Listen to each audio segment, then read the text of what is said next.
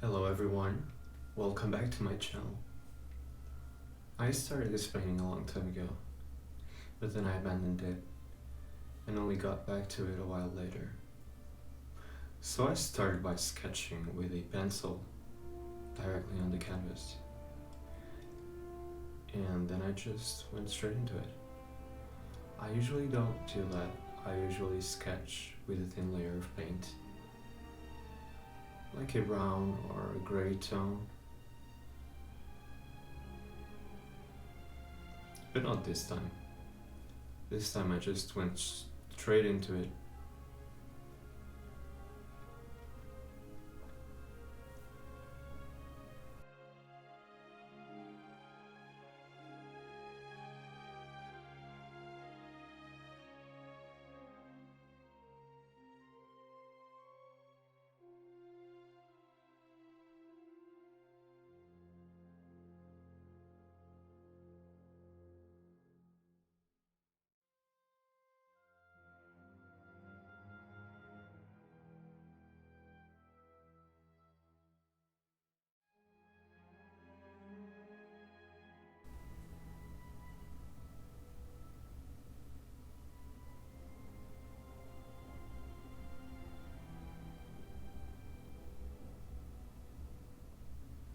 Before I start painting and sketching on the canvas, I always make some sort of sketches and drawings before the actual painting, just to guide me.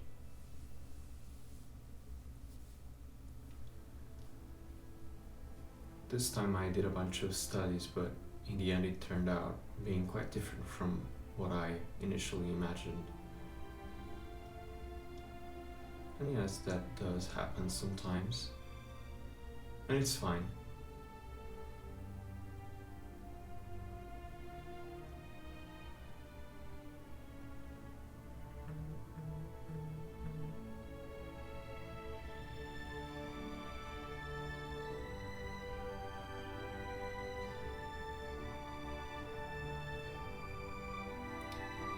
Even the colors ended up changing quite a bit from what I initially imagined.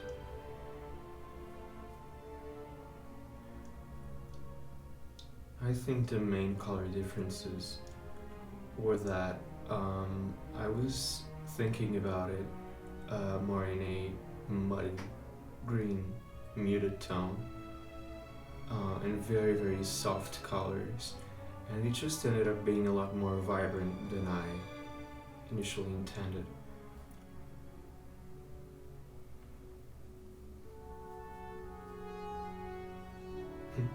At this face, it looks kind of funny. Yeah. I usually start just by locking very general shapes and shadows, and then I go over it and add detail. So yeah, it's kind of funny to look at it at this stage.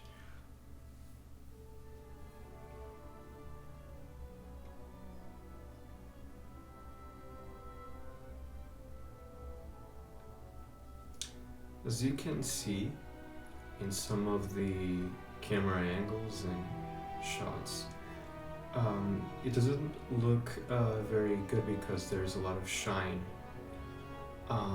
Yeah, that was my bad. It's the first time that I'm filming a time-lapse, so that's just on me. I promise I'll do better next time and try to make it just look better on camera. Especially in this shot right here. It's just very shiny, you can barely see what I'm doing.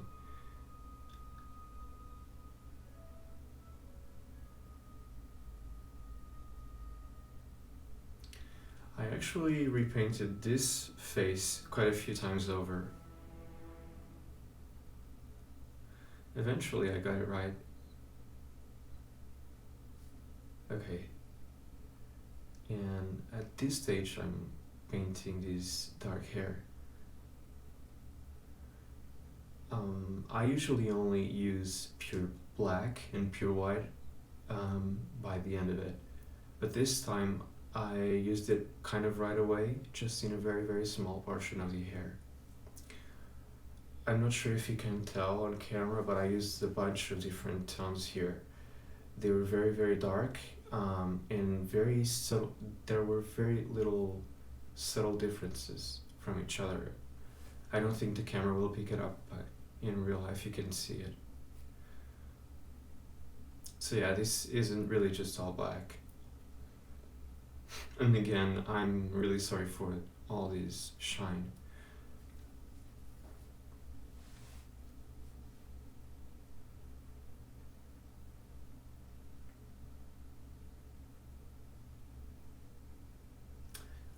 And as always, I ended up using my fingers as well. That always happens, or at least most of the time.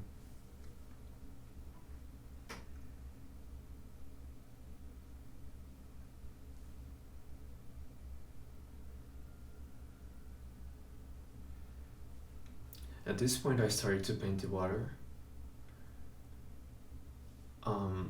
I used a different technique. I kind of used very flat colors and somewhat geometrical shapes to paint the water.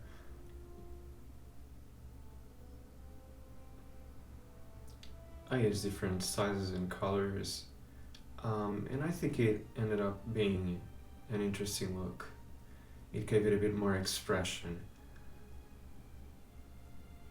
I think it looking that dimensional, it just helps to give some emphasis to the details in the rest of the painting and all the different textures. It just makes everything else stand out a little bit more.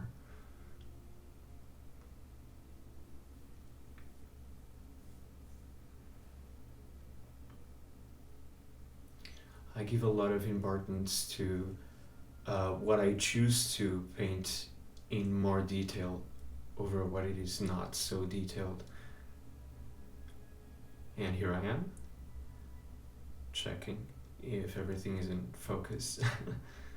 And I think it was, but yeah, I didn't notice the shine at the time.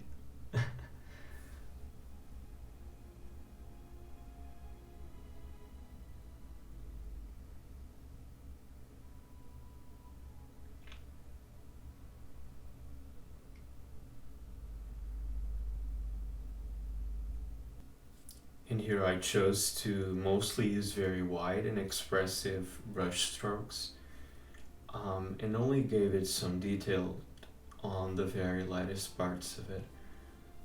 I think it helped to suggest movement.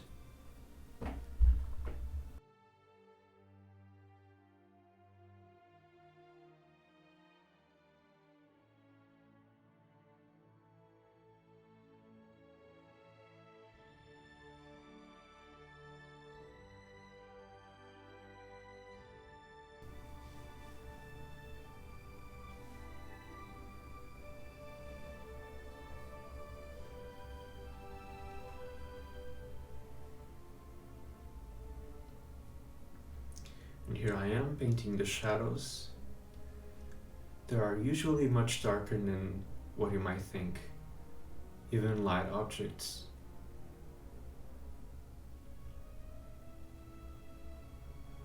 This is what it looked at this point.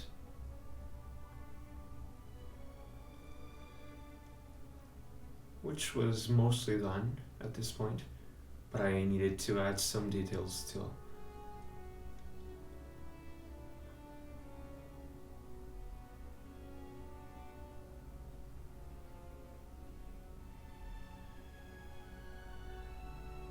And as you can see, those geometrical shapes look a lot more like water when you look at it from afar.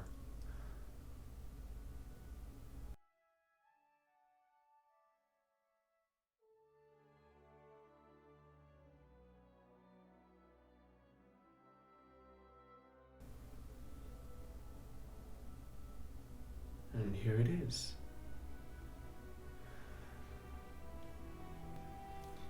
In this position, it just looks much better. you can see everything a lot better because there's not as much shine. I should have painted like this for the whole video, but you know, live and learn. And yeah, I think that's it. At this point, I was pretty much done.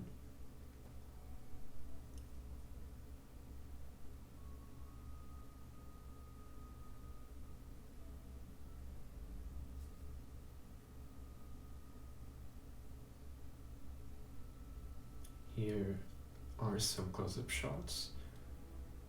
And thank you all very much for watching.